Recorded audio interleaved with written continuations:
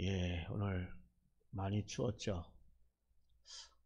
어제는 갑자기 바람이 많이 불어서 추리가 쓰러지고 분리되고 날아가고, 그래서 어떻게 좀 해볼까 그 줄을 쫙 하다 보니까 하다가 안 되더라고요. 계속 바람은 불지 방울은 계속 날아가지 차 밑으로 뭐 그냥. 그래서 하다가 포기했어요. 그래서 구석에다가 그냥 하고, 그래서 감기만 들었어. 참, 여러분 몸 조심해야 합니다. 우리 장렬 권사님 또한 코로나 걸려서 오늘 이 자리에 함께하지 못했는데 아마 온라인으로 예배 드릴 줄 믿습니다. 대답하세요, 우리 장 권사님.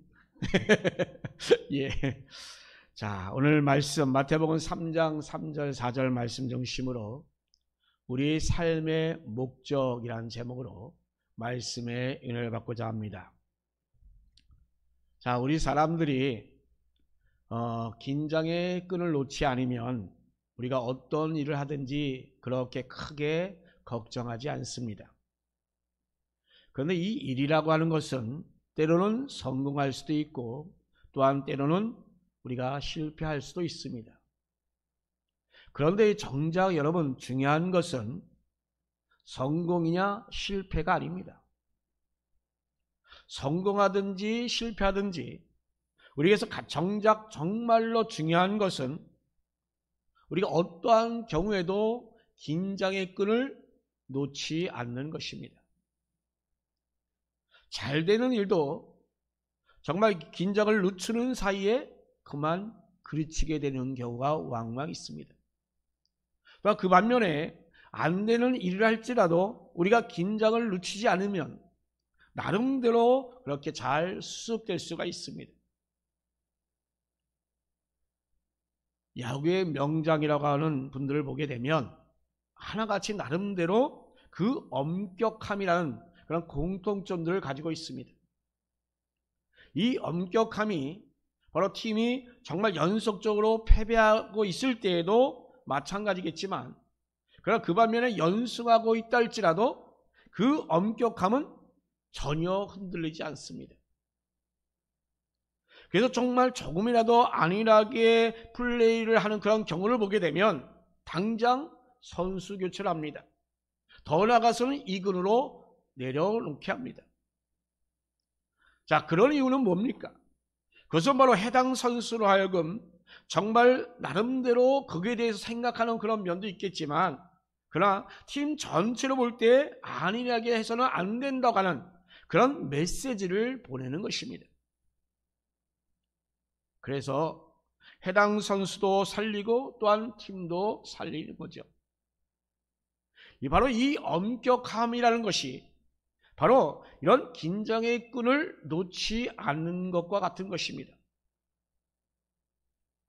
우리 성도들도 마찬가지입니다. 우리가 성도답게 살아간다고 하는 것은 바로 이 성도로서의 자기 인식을 잃지 아니하고 살아가는 그런 것을 말합니다. 여러분, 성도라면 마땅히 이런 성도단 그 모습으로 우리는 세상을 살아가야 합니다. 그렇지 않으면 이 성도라는 그 자체가 바로 액세서리처럼 되어버리기 때문이죠. 자, 우리는 이 세상 가운데에서 우리는 성도로서 살아갑니다. 자, 우리는 이 성도라고 하는 자기 인식을 잃지 않으려고 우리는 언제나 어디서나 정말로 성도답게 살아가야 합니다. 그런데 우리가 세상에 빠지거나 혹은 이 세상에서 이렇게 지치다가 보면 성도로서의 그런 자기 인식을 잃을 때가 있습니다.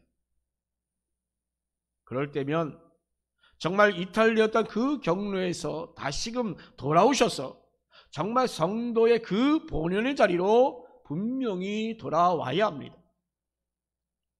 자, 여러분, 지금 여러분은 어떠십니까?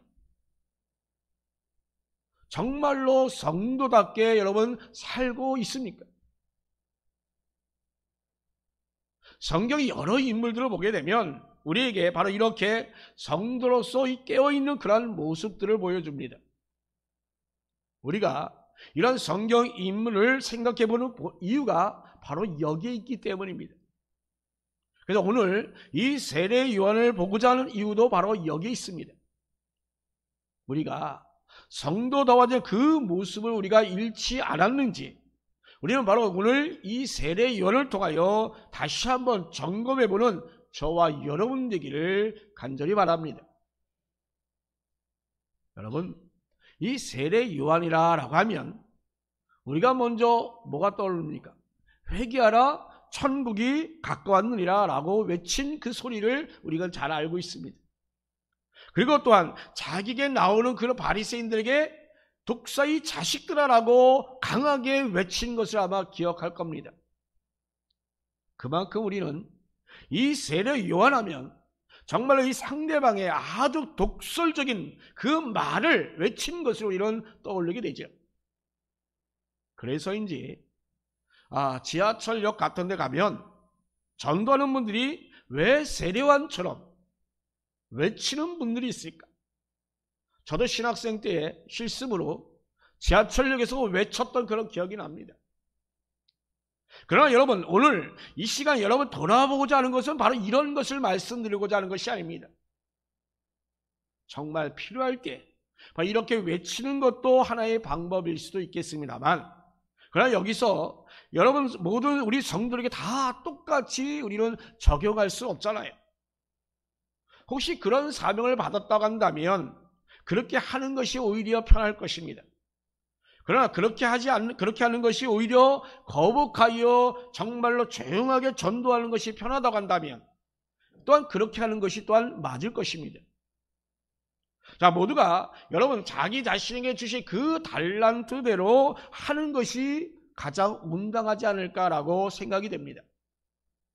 그러나 저는 이 시간 오늘 여러분 이 보편타당한 그 성도의 그 본연의 그 모습이 정말 우리 가운데 있어야 되겠다, 그런 것에 초점을 맞추고자 합니다. 자, 세례 요한의 이야기는 제법 정말 길지만 오늘 이 말씀 딱 한 구절만 우리가 읽었으면 3절 4절만 읽었습니다. 자, 이 말씀을 통해서 우리가 이 성도다는 그 모습을 살펴보는 그런 핵심이 바로 거기에 집중하여 들어있기 때문입니다. 자, 오늘 본문에서 바로 이 세례 요한을 이렇게 소개하죠. 뭐라고 소개합니까? 강에서 외치는 자의 소리라고 이렇게 소개하고 있습니다. 자, 그렇다면 이것이 성도답은 것과 과연 그러면 어떻게 연결되는 것일까 하는 겁니다. 첫 번째, 성도는 강야의 삶을 살고 있어야 합니다. 그게 무슨 말이에요? 지금 세례 요한이 복음을 전한 장소가 어디입니까? 유대 강야였습니다. 자, 그래서 지금 이 강야에서 외치는 자의 소리라고 하는 것입니다. 그가 외치는 것도 강야였습니다만, 그러나 그가 사람들에게 드러나기까지 그 세례 요한이 살던 곳 역시 어디냐? 빈들이었다는 것입니다. 자, 그러니까 요한은 한마디로 말하면 강야에서 생활했고 강야에서 외치는 자가 되었던 것입니다. 강야 또는 이 빈들이라는 것, 이것을 살기가 편한 것이 결코 아니잖아요. 정말 척박하고 또 비바람에 맞아야 하고 또 먼지와 벌레가 있고 또 무엇을 생각해도 도저히 도시와 같이 편한 곳이 아니잖아요.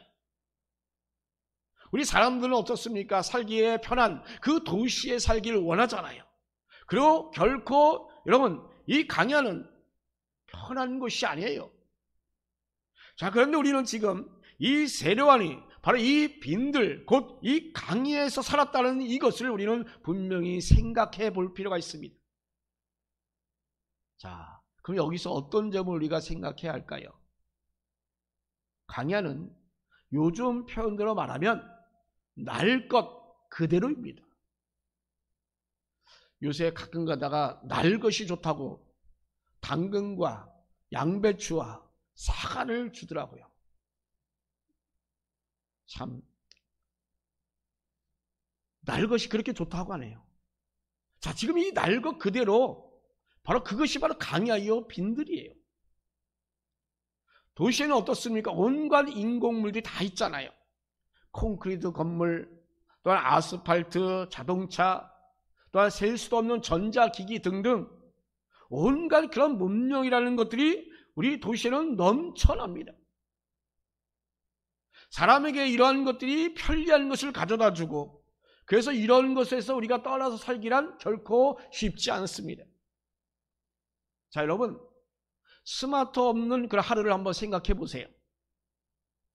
아마 나름대로 여러분 생활에 문제가 생길 겁니다. 업무가 바뀔 겁니다. 어떤 사람 혹시 스마트가 손에 안 쥐고 있으면 뭔가 불안한 사람도 있을 거예요. 그죠? 자, 이렇듯 우리 하루가 아니라 우리 반나절도 아마도 그 스마트폰이 없으면 아마 불안하고 제대로 살지 못할 것입니다. 자, 이렇듯 도시는 정말 우리에게 있어서 편리한 것입니다. 그런데 이런 편리함은 모두가 바로 날 것이 아니라 인공물에서 나오는 것입니다. 인공물이란 뭡니까? 우리에게 편리함을 줄 수 있는 것이나, 그러나 그것에서는 자연스러운 것 같은 그런 본질적인 것은 주지를 못합니다. 저는 그래서 이 자연스러운, 곧 이 날 것의 의미를 바로 저는 하나님의 창조의 숨결이다라고 표현합니다. 여러분, 시편 기자가 노래한 것처럼 하늘이 하늘의 영광을 선포하고 궁창이 그 손으로 하신 일을 나타내는도다 라고 했습니다. 이 강야에서 여러분, 하나님의 그 창조를 그대로 느낄 수 있어야 합니다. 바로 요한의 영성이란 다른 것이 아닙니다. 바로 하나님의 그 창조의 그 손길을 여러분 그대로 느끼는 그 감성이 있어야 합니다.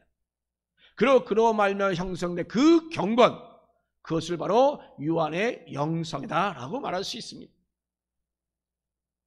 자, 또 이 강야의 또 다른 의미를 앞서서 이야기한 것의 그 연장성이긴 합니다만 하나님과의 대화입니다. 하나님의 그 창조의 그 손길을 우리가 그대로 느끼면서 하나님이 원하시는 그 삶의 방향을 우리가 깨닫는 것입니다. 그래서 이 강야란 바로 이 성경에서 바로 우리에게 신앙의 훈련과 연단의 장소로 나타나기도 하는 것입니다. 자, 애굽을 떠난 이스라엘 백성들이 40여 년 동안 바로 이 강야에서 떠돌아다니며 생활했습니다. 그것은 바로 그들에게 있어 일종의 연단이었습니다. 정말 그들은 끊임없이 하나님의 음성을 듣는 그런 훈련의 연속이었던 것입니다. 또한 여러분, 바울이 사도로 부름받았을 때 제일 먼저 한 것이 뭡니까? 사람을 만나는 것입니까? 바로 아라비아 강야로 간 것이었습니다. 자신이 부름받은 것에 대해서 그는 결코 사도들과 의논하지 않았습니다. 그냥 아라비아 강야로 갔습니다. 바로 이 세례 요한이 또한 이 빈들에서 그랬던 것처럼 바로 이 아라비아 강야는 바로 이 사울에게 있어서 하나님의 뜻을 정말로 더욱더 선명하게 훈련받는 그런 장소로서 아주 적절했던 것입니다. 따라서 이 강야의 의미란 하나님의 음성을 듣고 그 뜻을 더욱더 우리 가운데 내면화시키는 그러한 장소가 바로 강야요 빈들인 것입니다. 그래서 우리 교회들은 수련할 때 보통 어떻게 갑니까? 어디에 갑니까? 되도록이면 자연으로 돌아가서 하려가잖아요. 그것은 바로 하나님의 창조를 그대로 느끼면서 또한 그 안에서 정말로 하나님과의 그 깊은 그런 교제를 통해서 하나님의 놀라운 그 뜻을 자기 자신에게 더욱더 분명하게 새기고자 하는 그것이 바로 우리의 수련회 아닙니까? 자, 그러면 이 강야라는 의미를 그럼 우리는 어떻게 과연 이 성도다움과 연결시킬 수 있겠습니까? 더구나 우리 오늘날 현대인의 삶은 우리는 도시 안에서 이루어질 수밖에 없는데 과연 그것을 어떻게 할 수 있단 말입니까?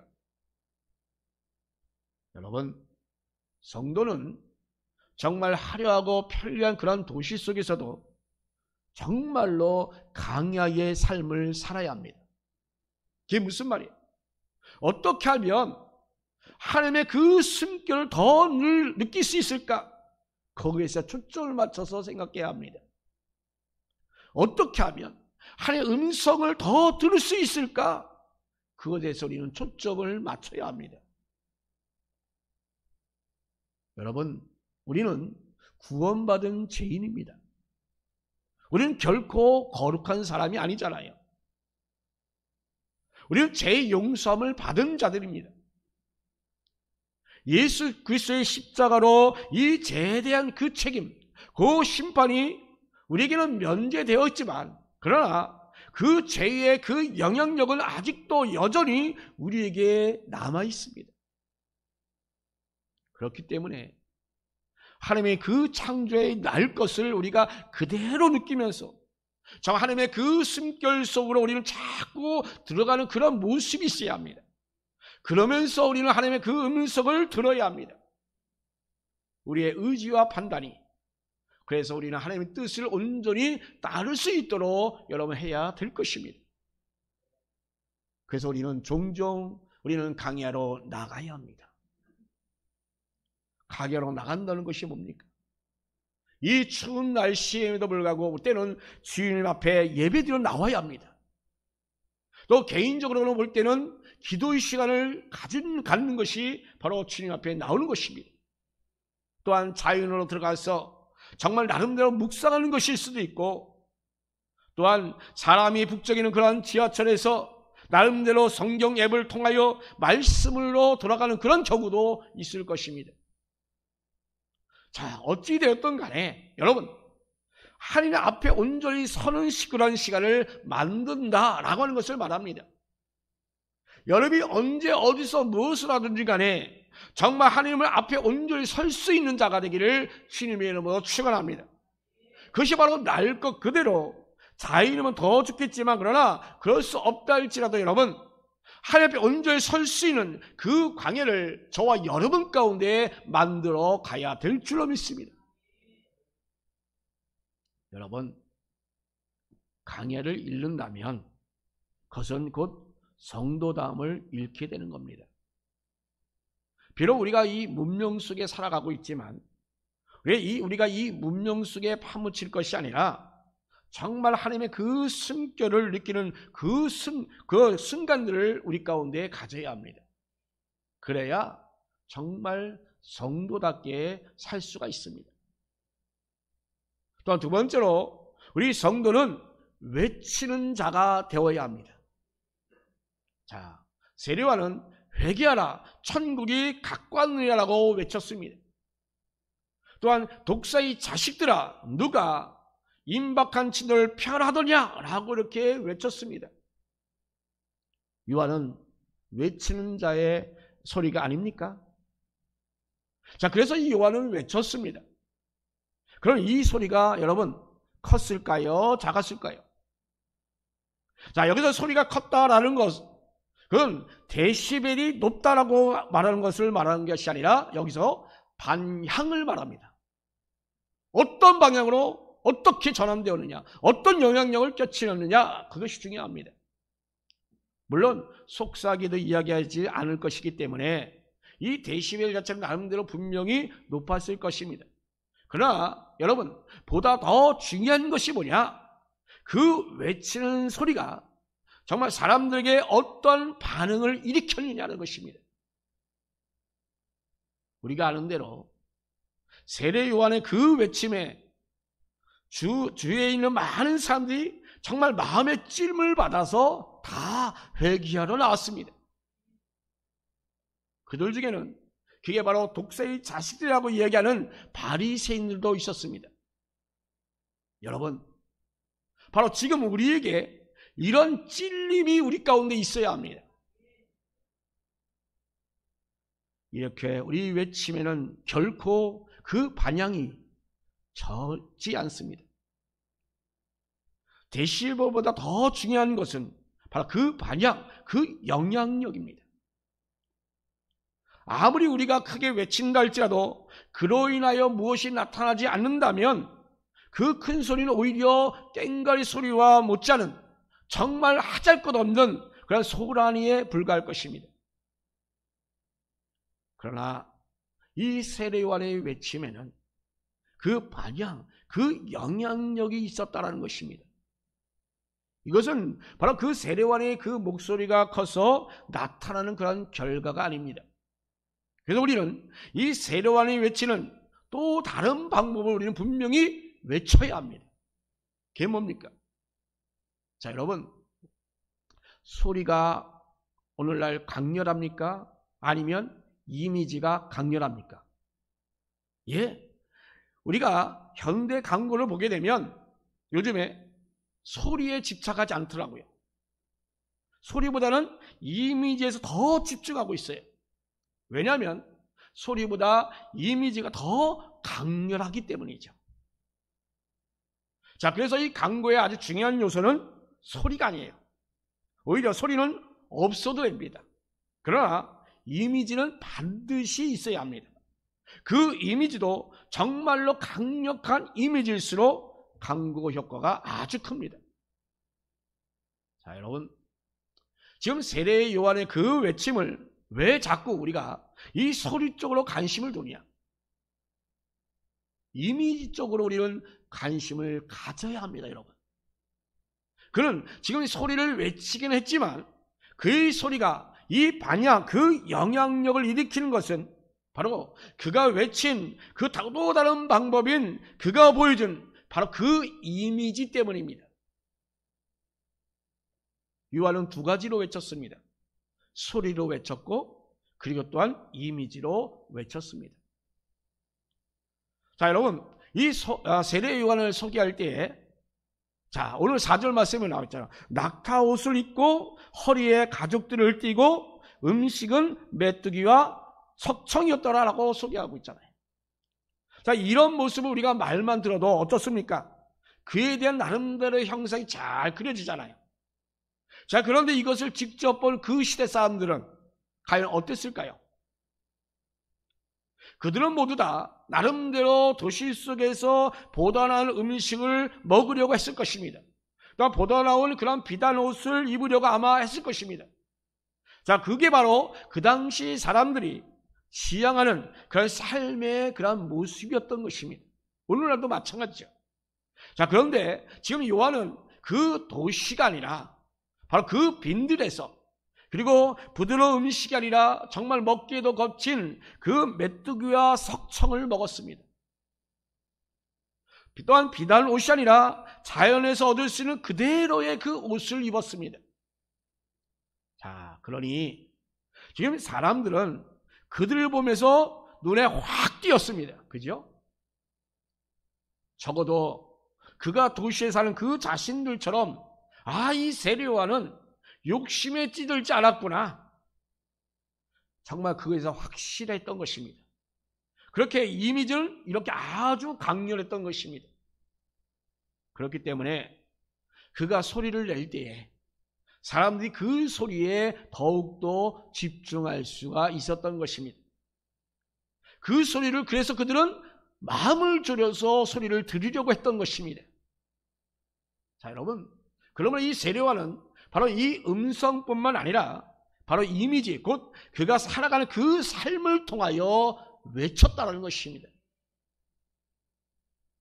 자, 여러분 소리에는 과연 반향이 있습니까? 영향력이 있습니까? 여러분 어떻습니까? 그다지 영향력이 없다고요? 자, 그러면 여러분 왜 그렇죠? 여러분이 외친 그 또 다른 소리, 곧 여러분이 보여준 그 이미지와 그 소리가 어떻다? 맞지 않았기 때문이에요. 사람들은 이렇듯 이미지를 더욱더 강력하게 봅니다. 그런데 여러분이 보여준 이 이미지가 이미 사람들의 그 뇌리에는 이미 박혀 있었습니다. 정말로 전혀 성도답지 않은 그런 이미지가 박혀 있으며, 그런데 지금 예수 믿으러 가니까 믿나요? 안 믿지요. 욕심쟁이 이미지가 내 가운데 박혀 있는데 예수 믿으면 자기처럼 복 받는다고 하는데 그게 믿어지나요? 이런저런 불법을 행하면서 예수 믿고 천국 가자고 해요. 이렇게 매일 보여주는 이미는 정말로 욕심과 불법과 이기심인데, 웃으면서 예수 믿고 구원받으라, 그러면 천국 간다 라고 하면 여러분, 그들 마음까지 와 닿습니까? 여러분, 우리도 락타옷을 입어야 합니다.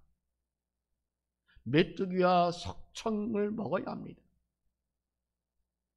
이런 이미지를 보여줬을 때 우리가 비록 작은 목소리로 예수 믿으세요 라고 해도 여러분, 아주 방향이 정말 영향력이 놀라울 것입니다. 소리뿐만 아니라 우리가 사는 그 모습으로 우리는 외쳐야 합니다. 제가 존경하고 좋아하는 한 누님이 있었습니다. 그는 전도도 하지 않아요. 그런데 그의 걸어가는 모습 그 자체만 보더라도 그 모습 때문에 교회에 나왔다는 사람이 있을 정도예요. 여러분을 보면서 정말 영향력 있는, 여러분 삶 가운데 영향력 있는 반향이 있는 그런 삶이 우리 가운데 있어야 되지 않겠습니까? 이게 바로 성도의 모습입니다. 세 번째로, 성도는 소리가 되어야 합니다. 소리는 공중으로 그냥 사라져 버립니다. 그죠? 소리 그 자체가 목적이 아닙니다. 소리는 무언가를 보도록 하는 그 역할을 합니다. 바로 그게 전부예요. 그냥 그 소리 자체가 목적이 될 수 없잖아요. 지금 세례 요한을 소개할 때 그런데 뭐라고 합니까? 외치는 자의 소리라고 했습니다. 그죠?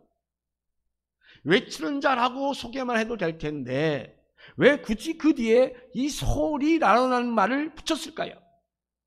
바로 초점이 어디 있는 거란가요? 바로 이 소리에 있는 겁니다. 외치는 그 사람이 아니라 그 사람이 외치는 그 소리에 있는 것입니다. 그 소리마저 사라져버리고 남은 것은 바로 그 소리의 대상이었던 예수님 뿐이었다는 것입니다. 그의 행적을 우리가 조금만 따라가다 보면 요한은 자기 자신에게 세례받으러 온 사람들에게 뭐라고 하죠?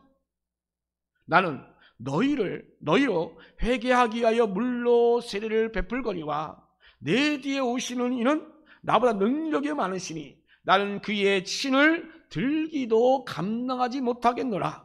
그는 성령과 불로 너희에게 세례를 베푸실 것이요 라고 이렇게 소개하잖아요. 세례 요한의 이러한 강렬한 이미지와 그 소리의 외침은 자기 자신이 아니었습니다. 예수님을 향하고 있었습니다. 오직 예수님만 드러내고 있는 것입니다. 이런 그의 모습은 그런데 시종일관합니다.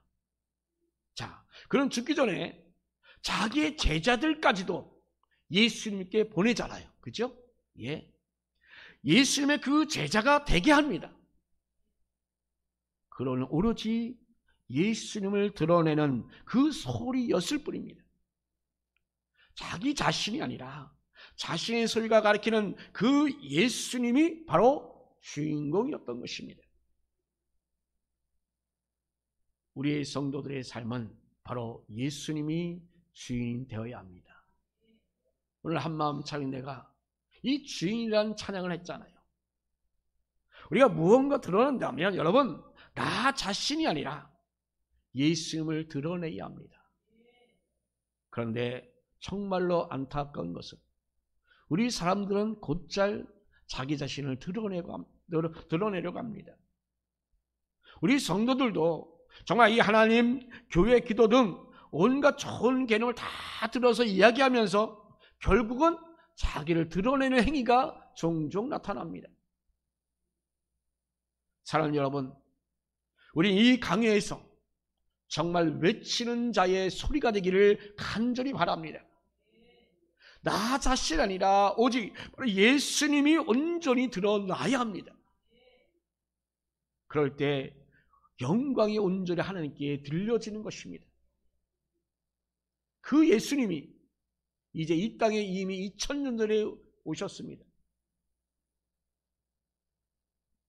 그 예수님이 보여줄 그 삶이 바로 우리의 삶의 목적이 되어야 합니다. 여러분, 이를 위해서는 우리는 긴장의 끈을 놓지 말아야 합니다. 정말 우리 스스로 엄격해야 합니다. 그래서 정말로 성도단 그 모습으로 하나님 앞에 우리가 늘 설 수 있는 그 삶, 그 모습이 우리 가운데 있기를 간절히 바랍니다. 그리하여 정말 우리 삶으로 오직 영광이 하나님께 돌려지는 그 삶이 우리 가운데 있기를 바랍니다. 이것이 바로 우리의 삶의 목적이 되어야 합니다. 그래서 여러분, 나의 삶이 목적이 아니라, 내가 아니라 우리에게 선수 이 땅에 오셔서 보여주는 그 예수님의 삶이 여러분 삶 가운데 온전히 투영될 수 있기를 예수님의 이름으로 축원합니다.